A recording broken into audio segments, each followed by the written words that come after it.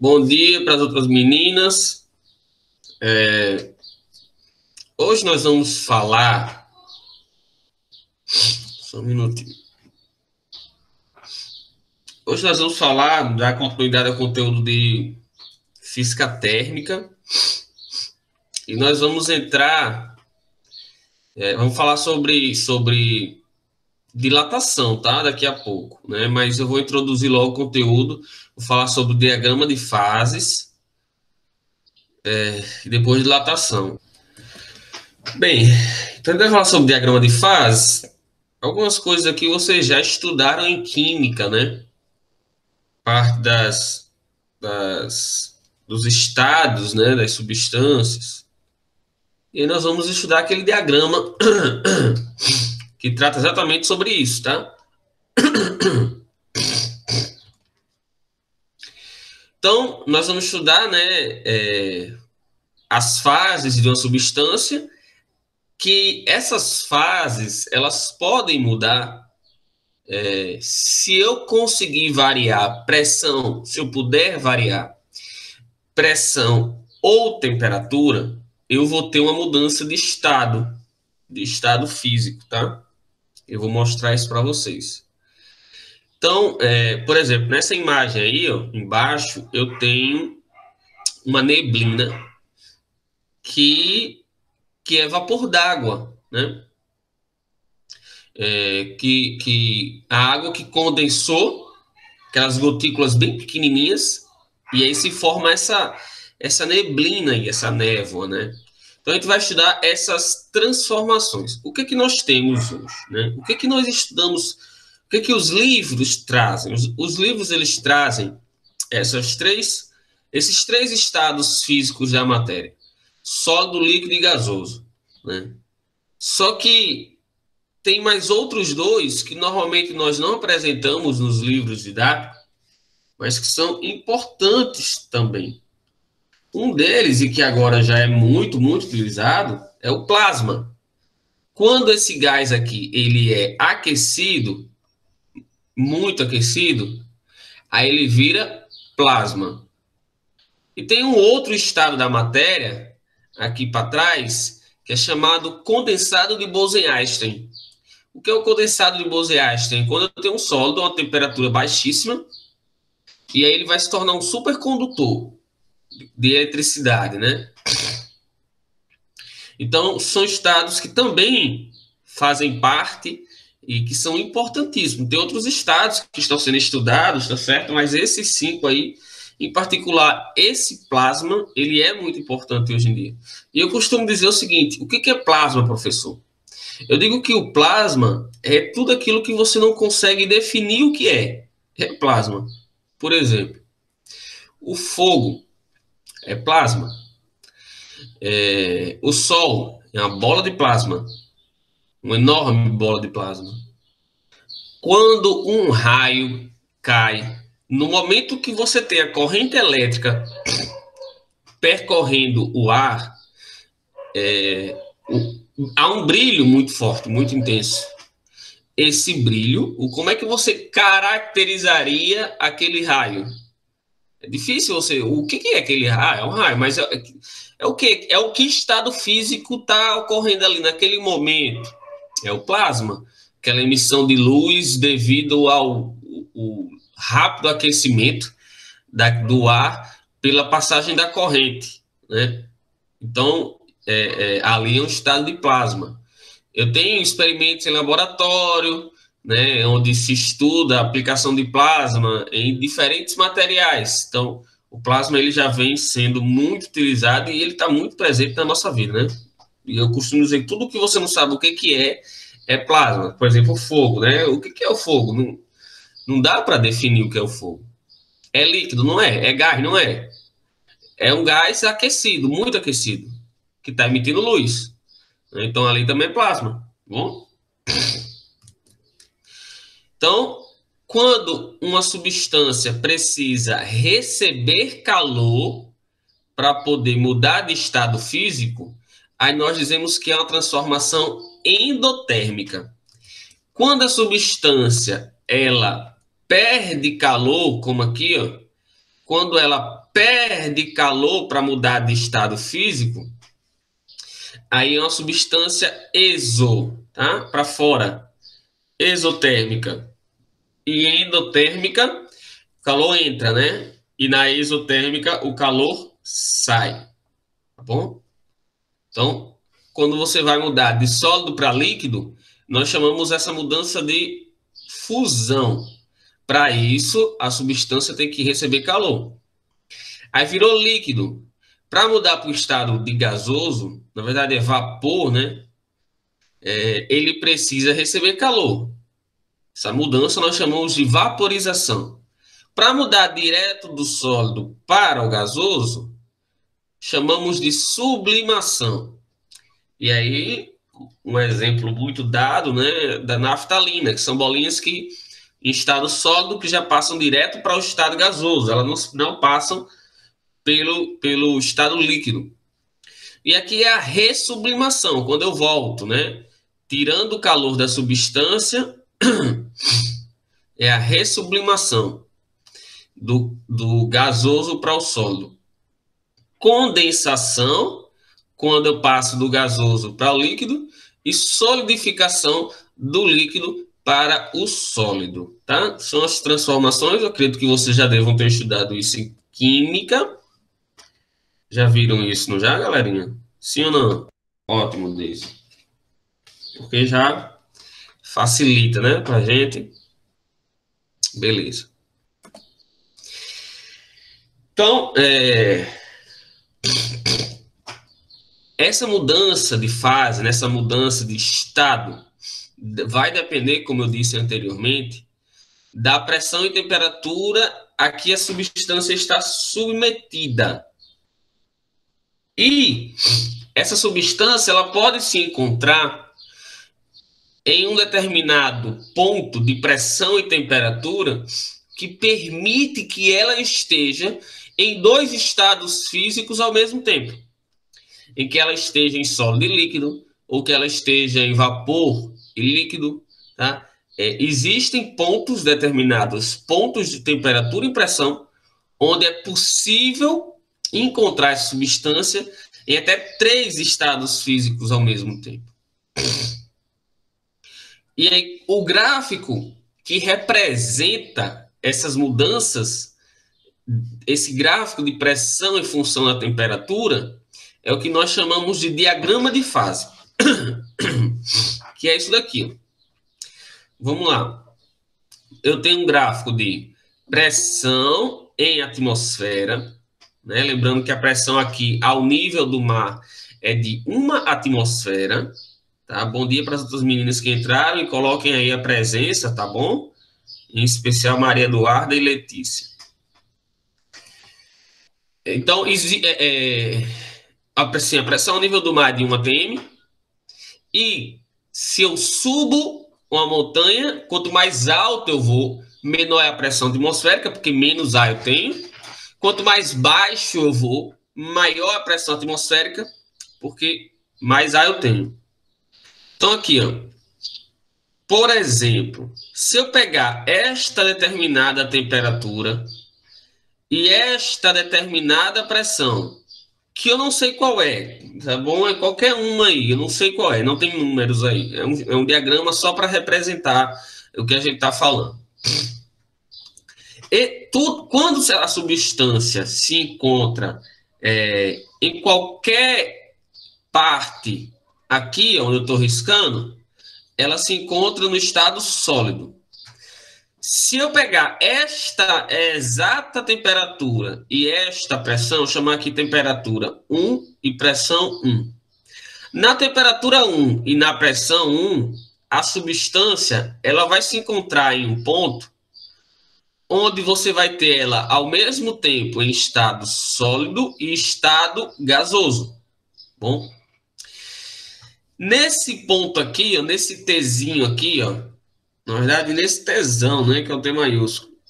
Se eu pegar essa pressão e esta temperatura, vou chamar aqui temperatura 2 e pressão 2. Nesta temperatura e pressão, esse ponto nós chamamos ele de ponto triplo. Nesse ponto, a substância ela se encontra ao mesmo tempo no estado sólido, líquido e gasoso. Aí, mesma coisa para cá, ó, você pegar esse ponto 3. No ponto 3, a substância ela se encontra no estado sólido e líquido ao mesmo tempo. Ó. Ela está aqui, ó, na curva, nesta curva aqui. Ó. Então, ela se encontra nos dois estados. E nesse ponto aqui, ó, que eu vou chamar ele de ponto, era para ter chamado de 3, vou chamar de 4 agora. A substância se encontra nos estados líquido e gasoso ao mesmo tempo. Então, sempre que a substância, sempre que você tiver uma pressão e temperatura, que a substância toque em uma dessas curvas aqui, ó, do meu gráfico, ela está mudando de estado, ela se encontra naqueles dois estados. Então, por exemplo, a uma determinada temperatura e pressão, você pode ter água no formato gelo, líquido e gasoso ao mesmo tempo, para determinada temperatura e pressão. Você pode encontrar isso sem problema. Por exemplo, em um lago que está congelado, né, você tem o gelo, acima do gelo você tem vapor d'água e embaixo do gelo você tem água. Então você tem os três estados físicos da matéria ali naquela mesma temperatura e pressão, pelo menos próximo disso, tá certo? Então, esta primeira curva aqui, ó, nós chamamos ela de curva de fusão, porque é a curva que separa o estado sólido do estado líquido. Esta curva aqui, ó, é chamada curva de fusão. É que separa o estado sólido do estado líquido, tá bom? Esta curva aqui é a curva de sublimação, é a que separa o estado sólido do estado gasoso, a curva 3, e a curva 2 é a curva de vaporização, que é a curva que separa o estado líquido do estado gasoso. E está aqui um ponto triplo, no meio das três curvas, no encontro das três curvas. Então, esse ponto crítico aqui, ó, esse ponto crítico, ele fica aqui, ó. Espera aí. Esse ponto crítico aqui, ó, deixa eu tentar explicar isso a vocês. Esse ponto eu chamo ele de ponto crítico. Por quê? Na verdade, esse estado aqui, ó, é de vapor. E esse estado aqui, ó, é de gás. Qual é a diferença entre eles, professor? Vamos lá. O vapor, a substância, ela pode sofrer condensação naturalmente. No estado de vapor, a condensação ela é natural, ela ocorre naturalmente. Como assim? A água, quando vaporiza, quando entra em ebulição, por exemplo, ou quando vaporiza naturalmente, ela vai para o estado de vapor. Ou seja, se você baixar a temperatura ou se você variar a pressão, essa água que vaporizou, ela vai condensar e vai passar para o estado líquido de novo, né? Quando, por exemplo, você tem um copo muito gelado, uma garrafa muito gelada, o ar que está em volta, ela bate na lateral daquela garrafa que está muito gelada, ele perde calor muito rapidamente para aquela lata, ou para aquela garrafa, ou para aquele copo que está muito gelado, que está a uma temperatura muito baixa.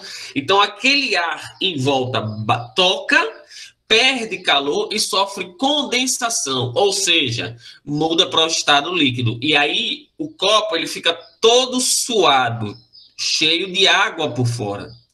Eu lembro que uma vez o meu tio-avô, ele já estava bem velhinho, aí um dia ele chegou para minha avó, e morava com os meus avós, né? Meu avô ajudava ele, e ele chegou para minha avó e disse: descobri uma coisa, minha avó diga, eu descobri que a água cria a água. Aí, vó, como assim? Eu botei uma garrafa de água gelada lá no banquinho e quando eu acordei, tinha um bocado de água do lado de fora. Ou seja, a água de dentro criou a água de fora, que é o suado do copo, da garrafa, né? A condensação. O ar em volta perde calor, sofre condensação, muda de estado físico de vapor para líquido e forma aquelas gotinhas ali. Qual é a diferença disso para o estado gasoso? Se eu pegar um gás, por exemplo, nitrogênio, o nitrogênio, no estado líquido, vocês já devem ter visto que ele é conservado a temperaturas baixíssimas para poder ficar no estado líquido. E aí esse nitrogênio, quando ele entra em contato com a temperatura ambiente, ele já muda de estado, tá? Então, as pessoas jogam nitrogênio líquido, até para fazer receitas, devem ter visto aquele Masterchef, não sei o quê. Os caras vão fazer receita para dar um charminho, joga nitrogênio líquido, aí sai aquela fumaça toda, faz aquele fumaceiro todo. Então tem ali nitrogênio a temperatura muito baixa, tanto que se você... Tem gente que bota a mão e tira bem rápido, né? Aí sobe aquela fumaça. Se você botar a mão e demorar, pode congelar, né? Então, tira bem rápido para poder não dar nenhum problema e você vê aquela fumaça toda saindo. O nitrogênio, na temperatura ambiente, ele já muda para o estado de gasoso. Por que gasoso, professor? E por que não vapor? O nitrogênio ele já vem direto para cá. Porque o gás ele não sofre condensação naturalmente. E isso é fácil de observar. Você nunca viu, eu tenho certeza que você nunca passou no meio da rua. Ah, eu vou ali comprar um açaí. Vai lá, vamos lá, comprar um açaí. Aí você está passando, de repente vê uma poça borbulhando ali no meio da rua. E ele diz, o que é isso aqui, esfumaçando? Diz, foi o nitrogênio que sofreu condensação. Não existe isso, você nunca vê um negócio desse, né? Uma poça de nitrogênio condensando em determinado local. Então, o nitrogênio ele só sofre condensação em laboratório, tá? Sobre condições certas de temperatura e pressão, né? Naturalmente, no dia a dia, você não vai ver esse processo de condensação ocorrendo em gases, né? Ocorre em vapor, como o vapor d'água, que sofre uma condensação natural. Então, qual é a diferença de vapor para gás? O vapor ele consegue sofrer esta condensação aqui, ó, naturalmente. O gás, ele não sofre. Bom, ele precisa estar em laboratório para conseguir sofrer esta condensação. Ok? Algumas substâncias, e aí eu vou falar sobre isso, vou falar sobre dilatação e vou falar sobre algumas substâncias que apresentam o que nós chamamos de dilatação anômala. O que é a dilatação anômala? Quando uma substância ela é aquecida, o metal, por exemplo, uma moeda, se você aquecer uma moeda, ela cresce.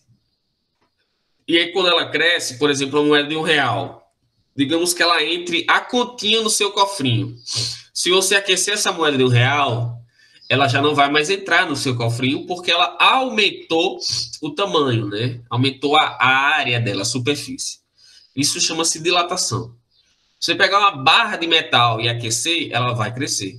Qualquer coisa que você esquenta, ela cresce. Qualquer coisa que você esfria, ela diminui. Porém, tem algumas substâncias que, quando aquecidas a determinados, em pontos específicos, elas sofrem uma diminuição no volume e, quando resfriadas, elas aumentam o volume. Só em um determinado período ali. Um intervalo de temperatura. Isso é bem legal, bem importante, tá? E são chamados de dilatação anômala, substâncias anômalas. Aqui eu tenho o diagrama do dióxido de carbono, que aumenta o volume normalmente quando aquecido, tá? Então, por exemplo, na temperatura de menos 56,6 graus Celsius, não dá para ver o que é que tem aqui embaixo. O dióxido de carbono, na temperatura de menos 56,6 graus Celsius e na pressão exatamente de 5 atm, por isso que você não consegue fazer determinadas substâncias sofrerem condensação, os gases, naturalmente. Então, eu tenho uma pressão muito alta, 5 atmosferas. Aqui, ao nível do mar, é 1 atmosfera, então é uma pressão absurda de alta. Nessa temperatura e nessa pressão específicas, você consegue encontrar o dióxido de carbono nos 3 estados físicos da matéria, sólido, líquido e gasoso, né? Abaixo desta temperatura e desta pressão, por exemplo, se eu pegar aqui uma temperatura de 3 atm, uma pressão de 3 atm, desculpa, e uma temperatura de menos 56, eu vou botar aqui menos, sei lá, menos 70. Nesta temperatura e nesta pressão, o dióxido de carbono se encontra no estado sólido. Se eu continuar nesta pressão, mas se eu aumentar a temperatura, até, por exemplo, aqui, ó, deve ser menos 60, tá? Na temperatura de menos 60 e pressão de 3 atm, eu já teria essa substância mudando de estado para o estado de vapor. Ela estaria exatamente na curva de sublimação. Estou dando um exemplo, não sei se é exatamente essa temperatura, tá? Aqui, ó, a 73 atm e 31 graus Celsius, essa substância, o dióxido de carbono, é o ponto crítico dela, né? É o ponto onde a substância separa ali, ó, o vapor do gás. É onde o vapor vira gás aqui, né? É onde um líquido pode passar diretamente para o estado gasoso e não para o estado de vapor. E aqui em cima eu tenho a curva de fusão, onde separa o estado sólido do estado líquido. Aqui, olha só, eu tenho o gráfico da substância anômala, no caso, a água. Note que aqui, ó, esse bracinho, ele tá para a direita, tá vendo? E aqui, ó, o bracinho, ele tá para a esquerda, nesse bracinho de cima, o da fusão. Então, a dilatação anômala da água, por exemplo, ela ocorre na mudança de estado da fusão, né, do sólido para o líquido. Então, o que acontece aqui? A água, ao invés de aumentar o seu volume quando aquecida, nesse intervalo aqui, ó, nesse intervalo aqui, ó, daqui até aqui, ao invés dela aumentar o seu volume, ela sofre uma diminuição de volume quando aquecida. E quando resfriada, ela aumenta o seu volume. Então, por isso que eu tenho essa perninha contrária aqui. Eu vou falar sobre isso quando a gente falar em dilatação, quando a gente entrar em dilatação. Tá? Então, aqui, ó, a determinada temperatura e a determinada pressão, eu consigo encontrar essa substância no estado sólido, líquido, gasoso. Se ela estiver aqui, ela está no estado sólido, aqui no estado de vapor, aqui é o ponto crítico que eu já falei para vocês, né? Curva de vaporização, muda do estado líquido para vapor. Curva de solidificação, no caso aqui fusão, né? Muda do estado sólido para o líquido ou líquido para o sólido. E curva de sublimação, de vapor para sólido ou de sólido para vapor, né? Já expliquei. Eu vou falar sobre essa dilatação anômala da água mais um pouco à frente.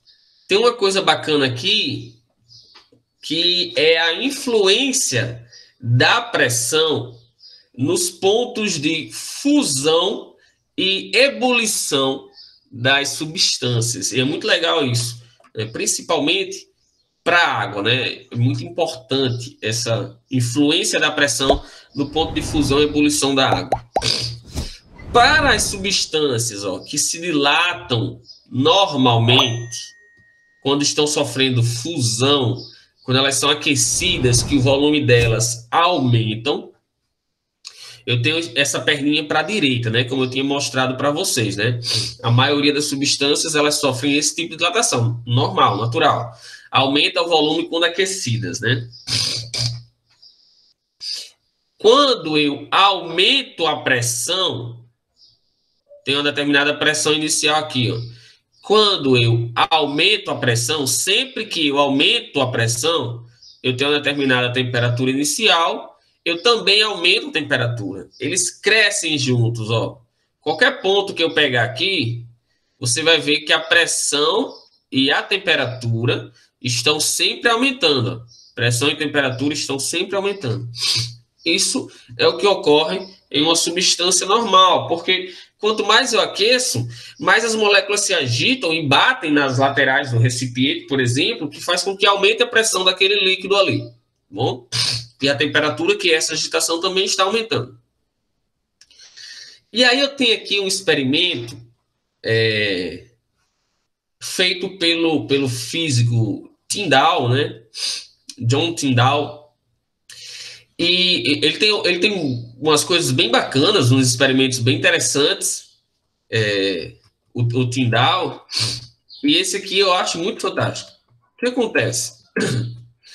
Ele pegou dois pezinhos, não estou tentando lembrar agora qual foi o outro experimento que eu trabalhei esses dias com os alunos, não estou lembrando mais, da especialização. Ele pegou dois bloquinhos amarrados por um arame, né, presos por um arame, e botou esses bloquinhos, esse arame, passando por cima do gelo. Então, ele botou os arames aqui, ó, passando em cima do gelo. O que acontece? O gelo, ele está puxando, o pezinho está pressionando aquele gelo para baixo. Está aqui o gelo e o arame, ele está apertando esse gelo nesse ponto aqui, né? Pressionando o gelo para baixo. Então, nesse ponto onde o arame está pegando, está puxando para baixo aqui, nesse exato ponto aqui, a pressão provocada pelo arame, a pressão ali aumenta. Ele está pressionando aquele gelo. Então, essa pressão maior que ele faz naquele local, né, ele aumenta demais a pressão ali. A pressão nesses pontos aqui, ó, que estão em contato com o arame, aumenta. Eu aumento demais a pressão. E quando eu aumento a pressão, o ponto de fusão, a água, ela sofre fusão. A água sofre fusão a 0 graus Celsius. Quando eu aumento, o que foi que Tyndall percebeu? Na hora que ele fez isso, que ele aumentou a pressão nesse local aqui, o gelo começou a derreter, só nesse local. Então, o gelo derreteu e o arame passou. Então, estava o gelo aqui, o arame aqui, ó. Conforme o gelo ia pressionando, conforme o arame ia pressionando, o gelo derretia só no local onde estava o arame. O resto continuava barra de gelo. E o arame, ele ia atravessando essa barra. Porém, em cima, assim que ele passava, voltava a congelar. Aqui em cima, o meu primeiro dedo já congelou. E aí, ó, ele passava e em cima congelava. Até chegou uma hora em que ele caiu, o arame saiu, os pesos caíram e a barra de gelo não torou, ou seja, recongelou, continuou sólida e uma única barra. Então, o que foi que ele percebeu? Na hora que houve o aumento de pressão, o ponto de fusão só nesse local diminuiu. Uma barra de gelo, como essa aqui, ela está na temperatura menor do que 0 grau, tá? Vamos dizer, tá, que ele esteja a menos 5 graus. Eu estou só chutando aqui qualquer temperatura. Digamos que ele esteja, essa barra de gelo esteja a menos 5 graus Celsius, tá bom? Então, na hora que eu botei esse arame, a pressão aumentou nesse local e o ponto de fusão, que deveria ser de 0, diminuiu. Digamos que o ponto de fusão, o novo ponto de fusão, com a pressão grande, esse novo ponto de fusão passou a ser de menos 10 graus Celsius. O que significa isso? O ponto de fusão menor está me dizendo que esse gelo, nesse local, vai derreter. Se ele chegar na temperatura de menos 10, ele já vai conseguir derreter.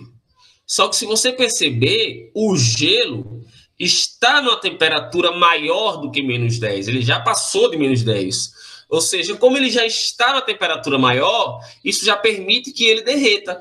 Então, ele começa a derreter. Só que na hora que ele derrete, vira água, o arame desce e aquela água volta a ficar na pressão normal de 1 atm. Então, o gelo congela de novo, porque aquela água está na temperatura de menos 5. E menos 5 é uma temperatura muito menor do que o ponto natural de fusão dela, que é 0. Então, ela congela novamente. E aí, a camada de baixo, o arame vai pressionar, o ponto de fusão da camada de baixo vai para menos 10, por exemplo.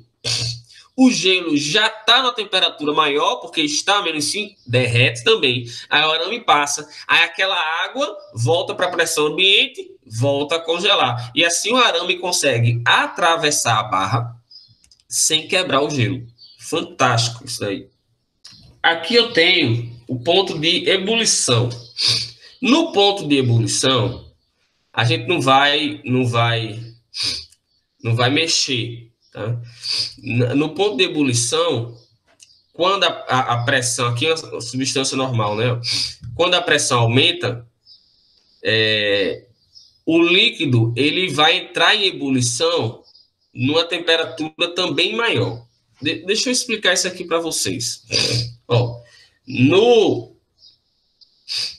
a 1 atm, esse líquido, por exemplo, a água, ela sofre ebulição a 100 graus Celsius. Começa a ferver a água, a borbulhar, para mudar para o estado de vapor a 100 graus Celsius.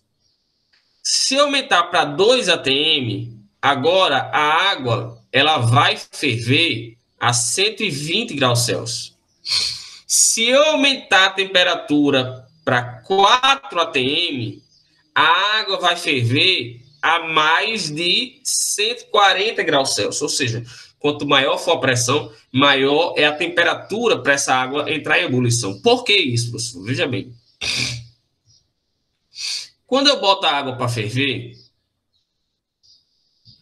eu estou agitando as moléculas até o ponto de eu conseguir quebrar a ligação entre elas para que elas consigam escapar. Aqui dentro existe um chamado pressão de vapor. Aqui fora existe a pressão atmosférica. Essa pressão atmosférica ela está comprimindo a água e forçando as moléculas de água a permanecerem no estado líquido. Então, tem uma pressão atmosférica aqui em cima que está apertando o meu recipiente com água e segurando essas moléculas nesse estado líquido, mantendo essas moléculas nesse estado líquido. Quando eu aumento a temperatura, essas moléculas começam a se agitar, a pressão interna desse líquido começa a aumentar, até chegar ao ponto em que essa pressão consegue vencer a pressão de fora. Então, esse líquido, essas moléculas já estão tão agitadas aqui, que elas conseguem vencer a pressão de fora e elas conseguem escapar, né? E aí começa a mudar para o estado de vapor. Se eu coloco uma pressão atmosférica maior, por exemplo, 4 atm, aumentei em 4 vezes a pressão de fora. Olha como eu tenho muito mais pressão, eu tenho muito mais coisa forçando esse objeto essa substância a permanecer no estado líquido. Então, para ela conseguir vencer essa pressão muito grande que está lá fora, ela vai ter que atingir uma temperatura também muito grande. Então, nesse caso, quando eu aumento a temperatura, a pressão de ebulição, quando aumenta a pressão, a temperatura de ebulição também vai aumentar demais para poder a substância conseguir vencer essa pressão grande que tem lá fora, né? Para conseguir se libertar desse estado líquido para o estado de vapor. Tudo bem? Aqui, ó, se quando eu aumento que foi que a gente já viu até agora. Quando eu aumento a pressão, o que acontece? O ponto de fusão da água diminui. É o inverso, porque é a dilatação anômala da água na fusão. E a ebulição aumenta, porque fica mais difícil as moléculas escaparem. Ok? No caso da fusão, como eu tenho uma pressão grande em cima das partículas da água, é mais fácil quebrar as ligações, né? E aí ela passar do estado sólido para o estado líquido. Quando eu diminuo a pressão, ao invés de 1 atm, agora eu vou subir uma montanha. Eu vou para 0,7 atm. Lá em cima, a substância ela vai sofrer fusão numa temperatura maior. Lá em cima, o ponto de fusão, que era 0, vai passar a ser agora 10 graus Celsius, não menos 10 positivo. Eu aumento o ponto de fusão, certo? Porque é mais... a substância, ela vai conseguir, só vai conseguir quebrar as ligações numa temperatura maior, né? O ponto de fusão é maior. Já o ponto de ebulição, ele acompanha a pressão. Então, o ponto de ebulição é menor. Tá? Quando eu diminuo a pressão, o ponto de ebulição também diminui. Então, se eu subir uma montanha ao nível do mar,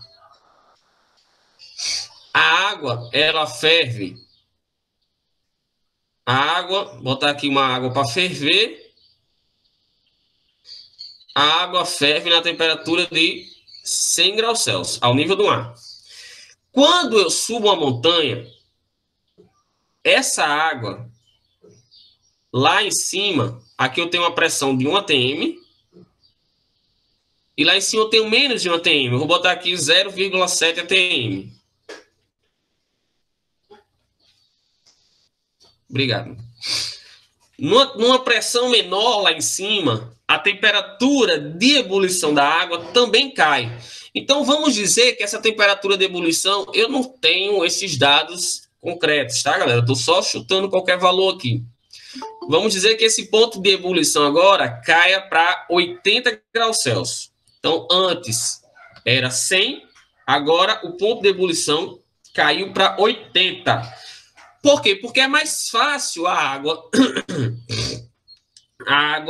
mudar de estado do líquido para o gasoso. Porque agora eu tenho pouca pressão atmosférica. Se eu tenho pouca pressão atmosférica mantendo essa substância no estado líquido, quando eu aquecer ela, rapidamente essas moléculas vão se agitar e vão conseguir fugir, escapar, mudar de estado físico para o estado de vapor. Então, quanto mais eu subo, menor a pressão, menor a temperatura de ebulição. Já a difusão é o contrário, tá? Lembrar, sempre a temperatura de fusão é contrário à pressão.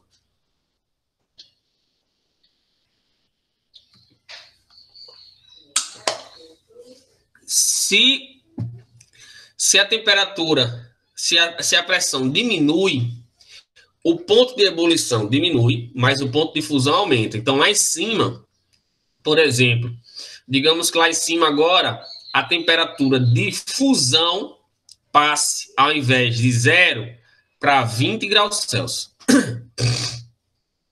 Isso me diz o quê, professor? Deixa eu mostrar aqui para vocês. Aqui eu tenho alguns locais, né? Ó. Aqui no Rio Grande do Norte, aí em Macau, que é ao nível do mar, aqui em Natal, que é ao nível do mar, eu tenho 100 graus Celsius. São Paulo já é um pouco mais alto. A água entra em ebulição em São Paulo a 98 graus Celsius. Quanto mais baixo, maior pressão.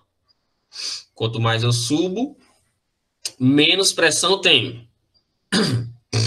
Menos pressão tenho, tá? Então, em São Paulo, eu tenho pressão pequena, ponto de ebulição pequeno. Brasília está na temperatura considerável, mais de 1 quilômetro de altura. Temperatura diminuiu também. Quito, eu tenho quase 3.000 metros de altura. Então, tem uma temperatura de ebulição de 90 graus Celsius. Pressão pequena, temperatura de ebulição pequena. Em La Paz, eu tenho quase 4.000 metros de altura. Caiu mais ainda o ponto de ebulição. Quanto mais eu diminuo a pressão, mais fácil a água entra em ebulição e muda de estado físico. Isso para cozinhar, por exemplo, um alimento com panela aberta é complicado. Porque sempre que a água, por exemplo, em La Paz, você vai cozinhar alguma coisa que precise ficar na temperatura alta por muito tempo para ela poder cozinhar. Feijão, numa panela aberta, por exemplo. Sempre que a água chegar em 87 graus, ela vai mudar de estado físico para vapor. E o feijão, para cozinhar legal, ele tem que ter uma temperatura muito alta, de 100 graus Celsius para cima. Então, esse feijão não vai cozinhar nunca. Porque toda vida que chegar em 87 graus, a água vai evaporar. Aí você vai botar mais água, aí a temperatura baixa. Aí chegou em 87, a água vai evaporar. Isso vai demorar a eternidade para você conseguir preparar os seus alimentos. Então, por isso a importância da panela de pressão. O que a panela de pressão faz? A panela de pressão aumenta a pressão interna dela. E quando ela aumenta a sua pressão interna, o ponto de ebulição da água lá dentro aumenta. Sai de 100 para 120, por exemplo.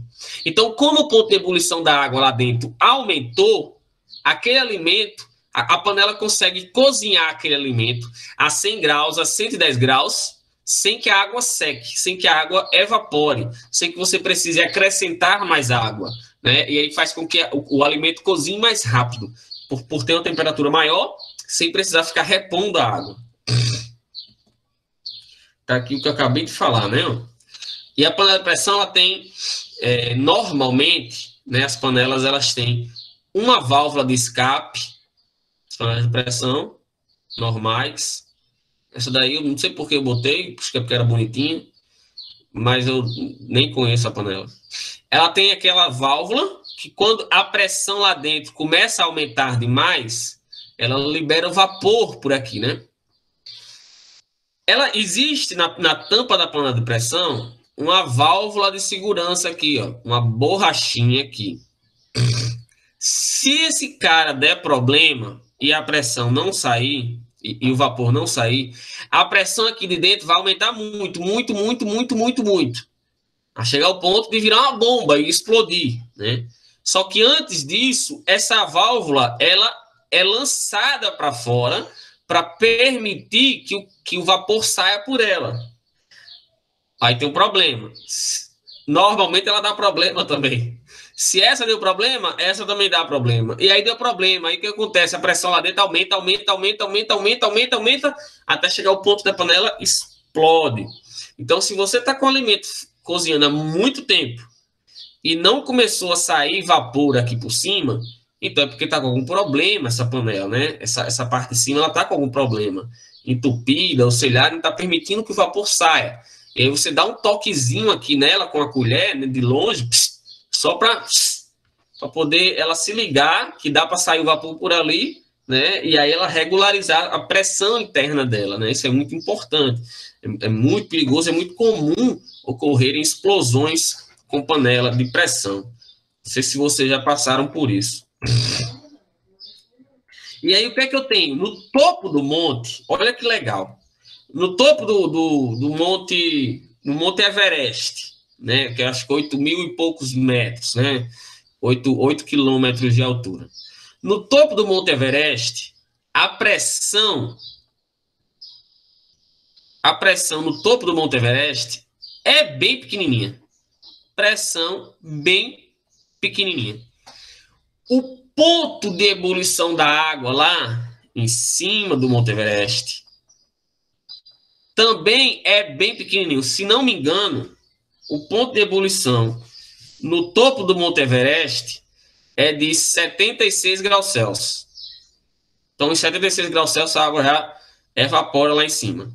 E o ponto de fusão lá em cima do topo do Monte Everest é bem alto.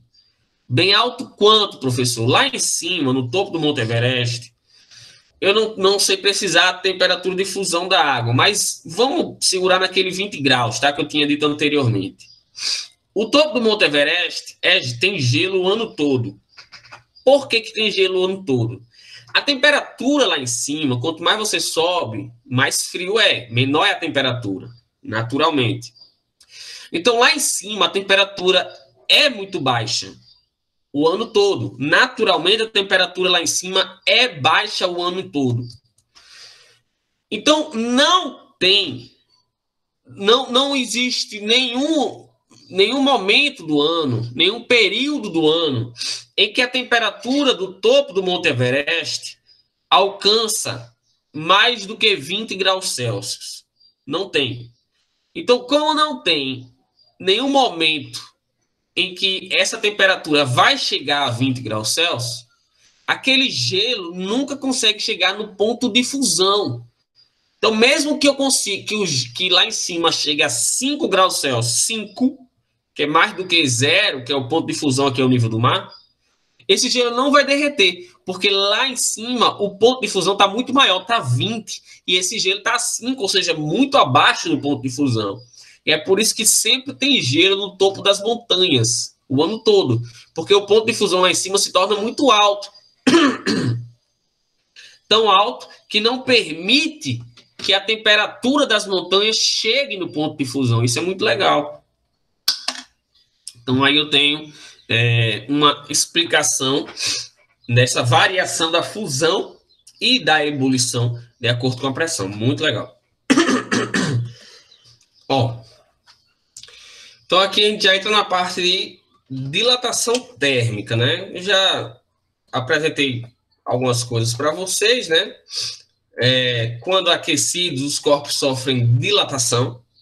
Só que essas dilatações elas vão se caracterizar mais em uma das direções, ou em comprimento, ou na área, na superfície, ou no volume todo, dependendo do formato do objeto.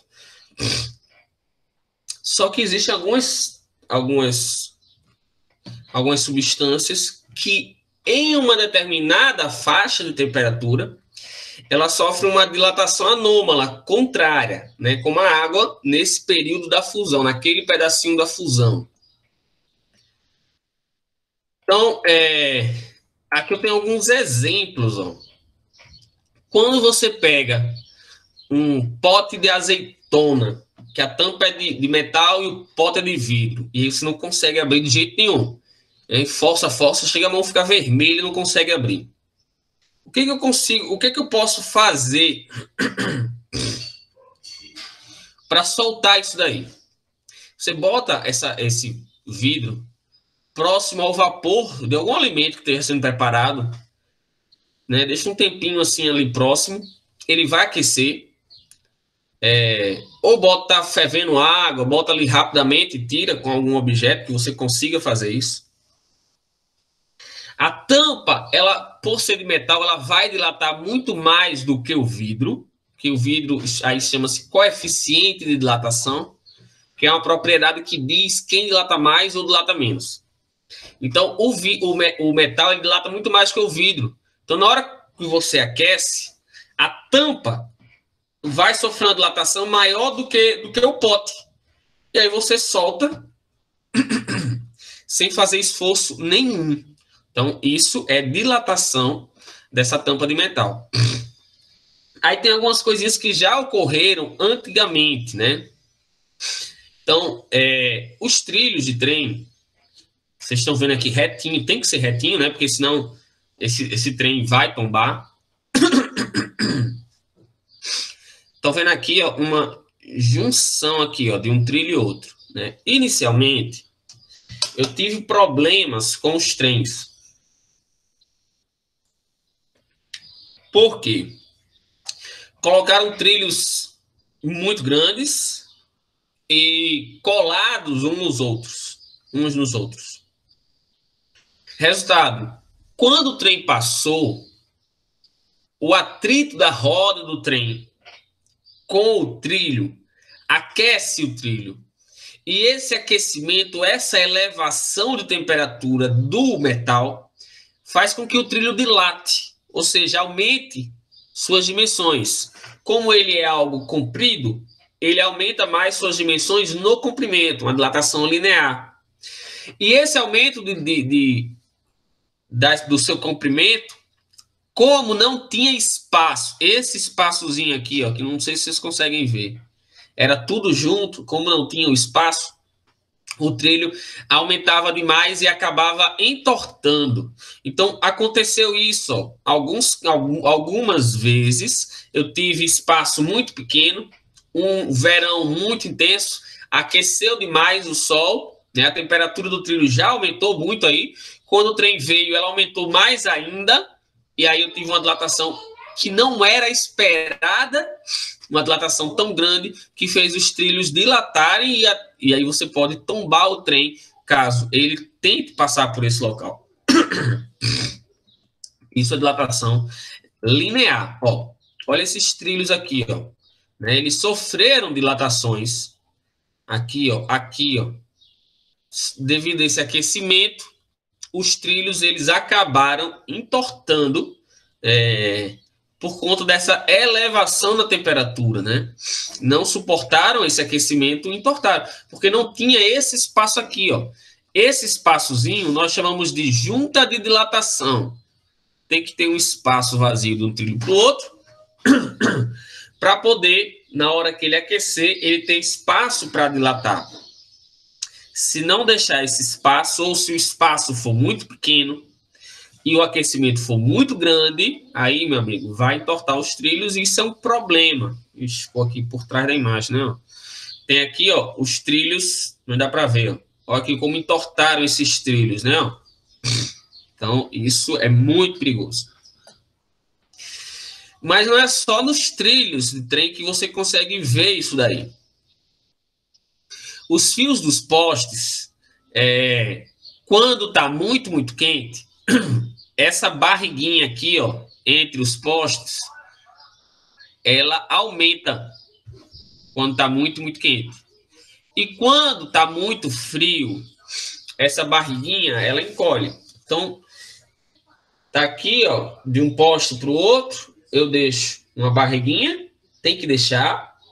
Quando é no verão, essa barriguinha aumenta, por conta que ele dilata mais. Mas quando é no inverno, essa barriguinha ela é mais importante para quando a temperatura baixar. Porque na hora que a temperatura baixar, se a temperatura baixar demais, aí eu vou ter o seguinte, ó, o fio de um poste para o outro, tá aqui, ó, o fio de um poste para o outro. Verão, aí ó, deu uma baixadinha maior. No inverno, ou com temperaturas mais baixas, ele vai contrair, ele vai diminuir o seu tamanho, vai contrair. Na hora que ele for contrair, ó, se não tiver essa barriguinha, que é o espaço necessário para ele contrair, ou seja, se eu deixar ele já esticado, na hora que ele contrair, ele vai tentar esticar mais e não vai ter fio para ele puxar, para ele colher. E aí, se ele esticar mais, ele vai torar os fios. Então, por isso que é necessário sempre deixar essa barriguinha. Estava vendo aqui, por exemplo, da internet. O cara veio instalar a internet e aí eles usam o cabo de fibra óptica. Não tem metal, né? Não é metal que sofra tanta dilatação. Então, eles deixam o fio totalmente esticado, né? Para romper é perigoso, né? Mas eles querem evitar que ele fique balançando, porque é um fio muito fininho. E por que eles deixam tão esticados? Porque não tem perigo dele sofrer uma contração e torar. Porque eu tenho um plástico ali, ele aquece e resfria muito pouco, né? A dilatação dele é muito pequena. Ou muito pouco não, o coeficiente de dilatação é muito pequeno e a dilatação ou a compressão é muito pouco, é muito pequena. E aí não corre esse risco. Mas se for um de metal, um fio normal, aí é perigoso, tem que deixar a barriguinha sempre. Então, essa dilatação que nós chamamos de dilatação linear. O objeto ele possui um certo comprimento inicial e quando aquecido, ele tem um aumento. Esse aumento é o que nós chamamos de a nossa dilatação, é o quanto o objeto dilatou, o quanto ele cresceu devido a essa variação de temperatura.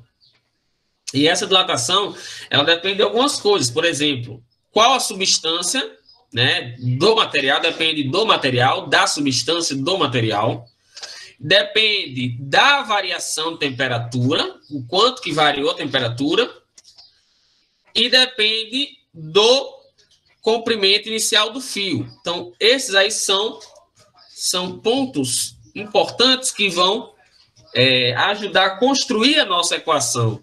Então, tem aqui, ó, essa variação de comprimento, que eu chamei de ΔL, é igual comprimento inicial, que é o L0, né, tem LO e L0, vezes alfa. O que é alfa? O alfa é o coeficiente de dilatação linear. É quem diz o quanto essa substância é uma propriedade da substância. É ele quem diz o quanto essa substância aumenta ou diminui. Coeficiente de dilatação linear. Vezes variação de temperatura, certo? Coeficiente de dilatação linear. Certo? E aí eu tenho, sim, disso daqui também tem um exemplo bacana. Quem mora em casa, em sítio, em granja, que tem cerca, por exemplo, sabe que tem uma dor de cabeça aqui, ó. Você vai, estica o fio da cerca. Estica o fio da cerca. Deixa bem esticadinho. Normalmente, a pessoa vai esticar a cerca durante o dia. Então, da meio-dia, o cabo ainda está ali esticando a cerca. Isso faz com que já esteja numa temperatura muito alta, que é a temperatura, digamos, que mais alta que ela vai chegar ali, porque é meio-dia já, está numa temperatura muito alta, esse arame, esse metal. Então, ele já está dilatado. Então, você está pregando ele esticado, dilatado. Quando for de noite, de madrugada, que a temperatura baixar, se a temperatura baixar consideravelmente, esse arame que você já deixou bem esticadinho, vou voltar para cá, por exemplo. Esse arame que você já deixou bem esticadinho, na hora que chegar de madrugada, ele vai querer comprimir, ele vai querer encolher. Ele resfriou e vai querer encolher. Mas como é que ele vai encolher se não tem mais espaço? Você não deixou espaço para ele encolher. E na hora que ele começa a puxar, as estacas. Então, o arame, ele vai puxando as estacas, e as estacas vão entortando. Então, você bota lá, daqui a alguns meses, está as estacas tortas, né? E o arame folgado. Por que isso aconteceu? Foi os animais. Não necessariamente foram os animais. Foi uma contração térmica que esse fio sofreu e você não deixou espaço para ele sofrer contração térmica, então ele puxou as estacas. É por isso que lá no cantinho, geralmente os caras botam a primeira estaca e um pau aqui, ó, atravessado no chão, para evitar que ela seja puxada, né? Olha que coisa. Tá querendo ganhar da física, né? Mas uma hora, essa estaca, ela vai contrair e ela vai puxar as outras, tá? Se você não deixar uma folguinha, ela vai tentar contrair, mesmo que a estaca não venha, seja de concreto. ela vai forçando, forçando e vai danificando o próprio metal, né? Vai danificando o próprio metal, a estrutura interna do arame. E aí, um exemplo dessa dilatação térmica linear são as lâminas bimetálicas. O que são as lâminas? Os disjuntores, aquelas caixas que ficam atrás da porta na sala, geralmente, ou lá fora no muro. Tem um disjuntor também. São umas pecinhas pretas, ou, agora as mais modernas, são branquinhas, né?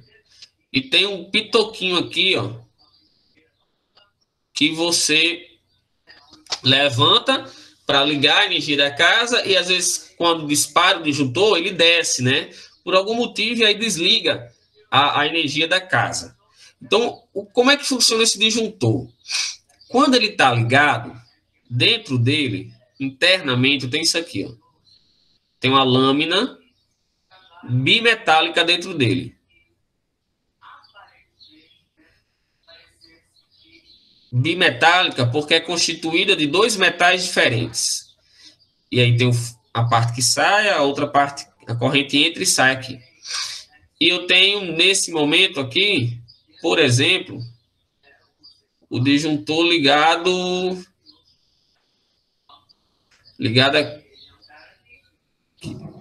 aqui. Como se fosse uma tomada. Aquele negócio que liga e desliga a luz, tá?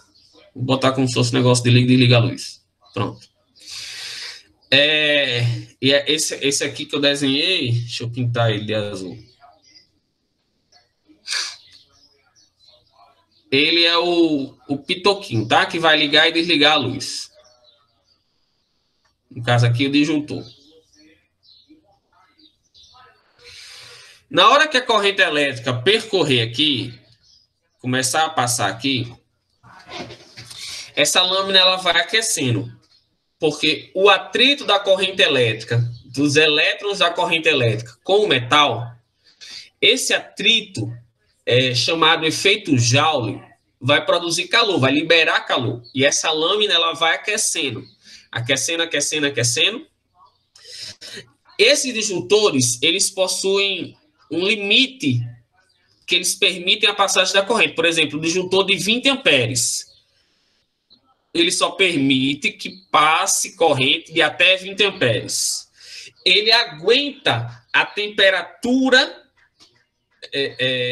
elevada até a passagem de 20 amperes, uma corrente elétrica de 20 amperes. Se por acaso você ligou vários aparelhos de uma vez e puxou uma corrente muito alta, de 25 amperes, esse disjuntor ele vai aquecer demais, eu tenho muito efeito Joule, ele aqueceu além da temperatura que ele suporta e ele vai sofrer uma dilatação. A dilatação ele sofre para proteger o circuito, para proteger os equipamentos da sua casa. Então, na hora em que eu elevei demais a temperatura dele, botando uma corrente muito alta, ele vai fazer isso aqui agora. Eu tenho aqui, ó, a lâmina bimetálica, ela dilata. E na hora em que ela dilata, note que ela desplugou, vamos dizer assim, ó. Ela não está mais encostando no fio lá de onde vinha a corrente elétrica. Ela soltou. E aí, ó, o disjuntor dispara. O disjuntor desliga. Desliga para evitar que os aparelhos da sua casa queimem. E aí o que é que você faz? Tira aquele aparelho da tomada, que foi o causador da discórdia, tira ele da tomada e pega o plug do disjuntor e levanta de novo, aperta ele para cima. E aí você vai religar, a lâmina bimetálica volta para o lugar, ela já resfria, é rápido, e aí vai ligar o circuito de novo, tá certo? Então, isso é muito legal, porque antes se utilizava fusível, como nos carros. O fusível, chega, cadê minha caneta? O fusível, por exemplo, nos carros, ele é assim, ó, é quadradinho, tem 2 dentes aqui. E aqui dentro vem um metal que... que faz às vezes faz tipo um S, aí vem para cá, enfim, algo do tipo aí. E aí esse metal, tem uns faz tipo um S, tem uns faz tipo um N, né? E aí esse metal ele é aquecido, a corrente elétrica passa aqui, ele é aquecido até uma determinada temperatura, por exemplo, um fusível de 5 amperes. Então ele permite que passe até 5 amperes. Se vier uma corrente muito mais alta, 6 amperes, ele vai aquecer demais.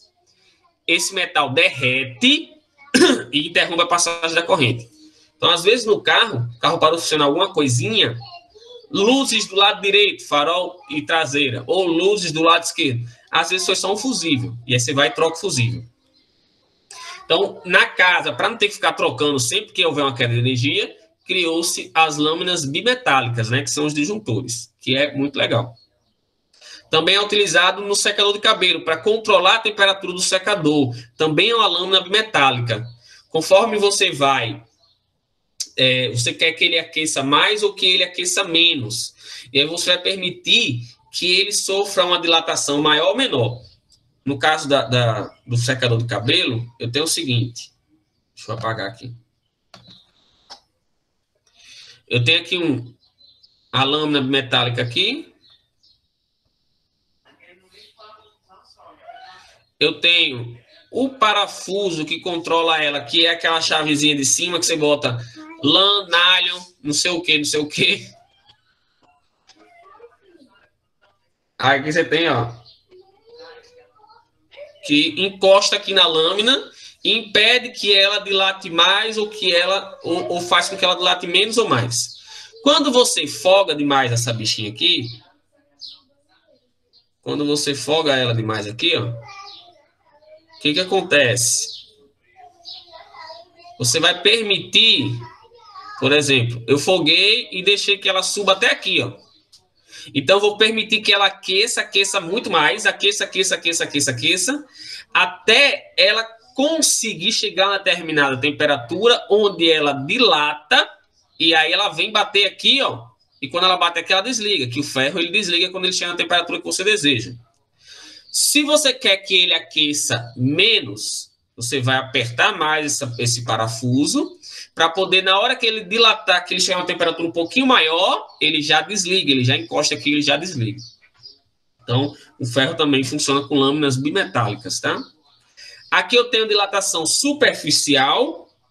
No caso, essa moeda, como eu falei do cofrinho, ela passa no cofrinho ou aqui nessa argola normalmente, mas se eu aquecer ela, ela já não consegue mais passar, porque ela sofre uma dilatação. Essa dilatação é na sua superfície, é na sua área. Então, é em duas dimensões. A linear é uma dimensão, a superficial é duas dimensões. Então, aqui, ó, aqueci esse quadrado cresce tanto para o lado quanto para cima, né? Para cima e para baixo. Então, são duas direções. Como são duas direções e a linear é só uma direção, então eu posso afirmar que a dilatação superficial é 2 vezes maior do que a linear. E aí, quem me diz isso é o coeficiente de dilatação. O coeficiente de dilatação superficial, que é dado por beta, é 2 vezes maior que o linear, que é o alfa. Certo? Então, fica assim, ó. A outra dilatação é assim, a linear é assim, ó. Só muda as letras, painho, ó. Passou aqui, painho. Então, eu tenho alfa, a outra, ó, L0, delta T. Aqui eu tenho delta S, beta, que é o coeficiente de dilatação superficial, S0 ou A, vocês podem encontrar esta equação assim, ó.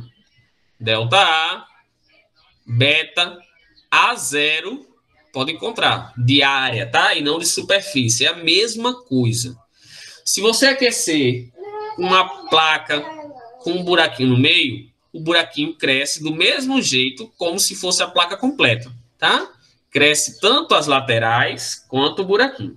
Ó, o buraquinho, no caso, a parte que eu tirei do buraquinho, a bolinha, cresce do mesmo jeito, tá bom? Então, todo mundo cresce.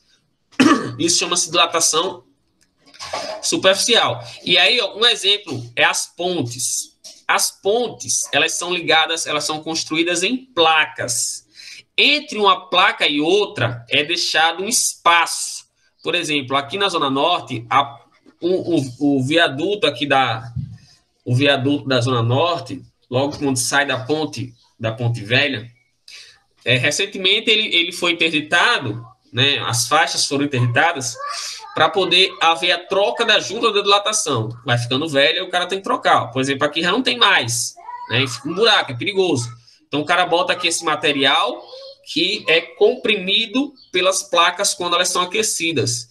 Nas mais modernas, você tem essa grade, né, que entra os dentinhos um no outro. Como na ponte nova, você tem esse esquema. Aqui eu tenho uma junta fuleira velha também, ó, que precisa ser trocada, já está esculhambado, tudo quebrado. Então, entre uma placa e outra, você coloca a junta. Outro exemplo, nas calçadas, se a calçada da sua casa é toda de cimento, quando o cara faz a calçada, fica a coisa mais linda. Mas daqui a um tempo, se ela é toda de cimento, essa calçada ela começa a rachar. Por que ela racha? Porque esse cimento ele quer dilatar, mas não tem espaço para ele dilatar. Quando aquecido, né, a superfície de cima vai dilatar, mas não tem para onde dilatar, então ele dilata para fora da calçada. E aí ele acaba rachando a calçada. Então, para evitar isso, o pedreiro ele vem aqui, faz umas marquinhas ou bota uma linhazinha, uma junta de dilatação pequenininha. Mas ele pode fazer essa marcaçãozinha, bem bonitinha. Eu acho legal que eu vi um pedreiro trabalhando, fazendo essa marcação. Eu perguntei para ele, por que você está fazendo essa marcaçãozinha aí? Aí ele me respondeu, é para não rachar a calçada. Ele não soube me explicar o porquê do rachar da calçada. Mas ele sabia que se ele botasse essa marquinha, aquilo ali não iria rachar a calçada. Porque, na verdade, a calçada vai dilatar e tem aquele espaço para ela dilatar sem rachar a calçada. Fantástico. Aqui eu tenho, ó, essas bichinhas aqui, ó, que a pessoa bota. Né, ó, que também é muito usado em quadra. E aí, por exemplo, na Coab, Coab, sei lá, esqueci. No bairro aí do IF, uma quadra, lá na principal, lá, toda rachada. Essas quadras que eles fazem a céu aberto, normalmente elas racham o piso. Porque eles fazem de cimento, não botam, em alguns casos, não botam juntas de dilatação, essa daí, separa essas barrinhas. Aquilo vai dilatar e vai rachar. E aí quebra, assim, o piso. Ou pode até botar, mas aquece tanto exposto ao sol que ele vai quebrar do mesmo jeito. Então, pode acontecer o que tem nessa segunda imagem aqui, ó. Os pisos aqueceram demais, às vezes o cara bota esses pisos, não deixa muito espaço entre eles, eles dilatam, né, ó, e sobem. E aí pode acontecer isso aqui, ó.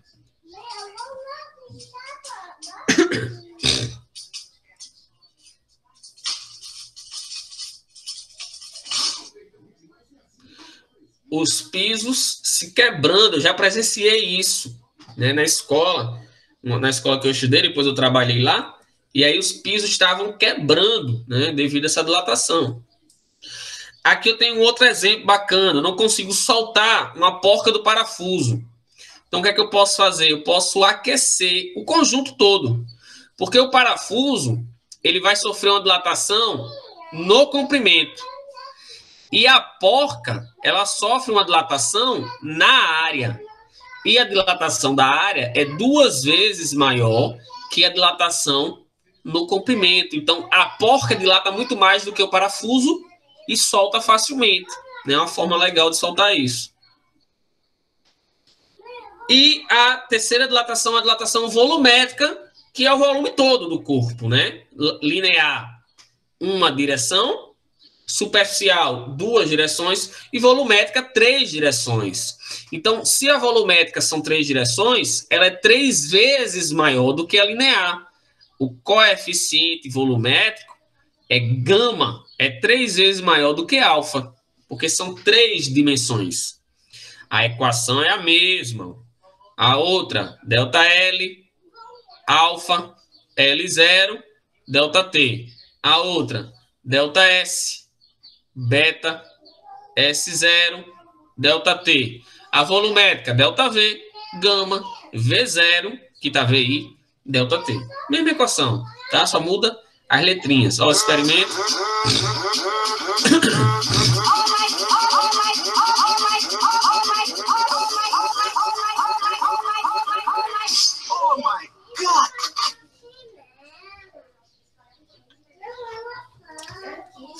Quando ele aqueceu a bolinha não entrou mais, né? Sofreu uma dilatação, um aumento em suas dimensões. Os líquidos também sofrem uma dilatação, né, no volume. Só que a dilatação do líquido, ela não é percebida pela gente. Porque para você dilatar um líquido, ele tem que estar aquecendo dentro de um recipiente. E o recipiente também vai dilatar. Então, o recipiente dilata, o líquido dilata junto com o recipiente e tem um pouquinho que derrama. Você só consegue ver o que derrama. Aquele que derrama, nós chamamos de dilatação aparente, que é o que você está vendo. E qual é a dilatação real do líquido? É o que cresceu junto com o recipiente, mais o que derramou, que é o aparente. Então, quando você aquece o recipiente aqui, ó, esse recipiente, ele vai crescer, ó, ele vai crescer, e aí eu vou botar aqui em outra cor o quanto ele cresceu. Cresceu aqui, ó, um pouquinho para cima e para o lado, né? Estou pintando de vermelho para mostrar o quanto ele cresceu. Se esse recipiente cresceu, o líquido também cresceu dentro dele, dilatou junto com ele, mas o que eu vi derramando. Então, a dilatação total real do líquido é a aparente, que é essa daqui que derramou, mais a do recipiente, tá? Os gases sofrem dilatação, com um balão, por exemplo, porque ele sobe. Porque eu aqueço o ar de dentro fica menos denso, se expande, fica quente, se expande menos denso e sobe. Um balão, ele não pode passar por cima de um vulcão, por exemplo, que está ativo, que tem um vapor muito quente sendo expelido. Então, se o vapor de fora está quente, menos denso, o balão vai descer. Porque ele precisa que o ar de fora esteja frio para ele conseguir subir. Isso é bem legal. Beleza, galera? Dúvidas, perguntas, questionamentos? Não, professor. Tudo em paz? Então, depois eu posto para vocês as atividades. Sem mais, nós temos a próxima aula e a outra. São 2 aulas, só que a outra é feriado, tá? E aí, teoricamente, nós iríamos repor a aula daqui a 15 dias, sábado agora. Só que aí eu vou marcar com vocês para outro dia, tá? Eu vou ver se tem a necessidade. Se houver a necessidade, aí a gente marca, tá bom? E eu falo com vocês no grupo. Então, um beijo, fiquem com Deus e até a próxima semana, se Deus quiser. Tchau.